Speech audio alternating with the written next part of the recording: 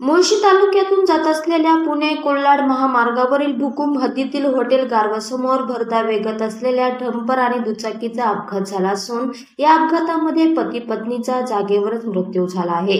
ही घटना गुरुवारी रोजी मध्यरात्री 1 वाजण्याच्या सुमारास घडली आहे। अनिल काळू सूर्यवंशी आणि प्रिया अनिल सूर्यवंशी राहणार लवळे फाटा पिरंगुट तालुका मुळशी अशी अपघातामध्ये मृत्युमुखी पडलेल्या पती पत्नीची नावे आहेत। अवघ्या 8 महिन्यांपूर्वीच या दोघांचा विवाह झाला होता, त्यामुळे त्यांचा संसार फुलण्यापूर्वी काळाने अभयंतावर झडप घातल्याने परिसरात हळहळ व्यक्त होत आहे।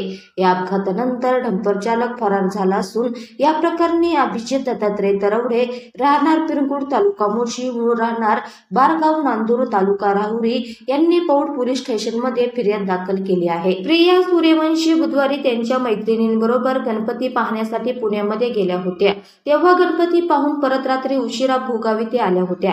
त्यांना घरी घेण्यासाठी त्यांचे पती अनिल सूर्यवंशी हे लवळे फाटा इथून भूगावला गेले होते। तिथे गेल्यानंतर अनिल सूर्यवंशी यांनी आपली पत्नी प्रिया यांना घेऊन आपल्या दुचाकीवरून लवळे फाट्यावर निघाले। तेव्हा मध्यरात्री 1 वाजण्याच्या सुमारास पुण्याच्या दिशेने निघालेल्या एका डंपरने भुकुम गावच्या हद्दीमध्ये असलेल्या एका नामांकित हॉटेल समोर या पती पत्नीच्या दुचाकीला जोरदार धडक दिली। तेव्हा ह्या अपघातामध्ये अनिल आणि प्रिया ह्या पती पत्नीचा डोक्याला गंभीर जखमी होऊन दोघांचाही जागेवरच मृत्यू झाला। त्यांना रुग्णालयात दाखल केले असता डॉक्टरांनी उपचारापूर्वीच मृत घोषित केले। शवविच्छेदनासाठी त्यांचे मृतदेह पौड ग्रामीण रुग्णालयात आणण्यात आले होते।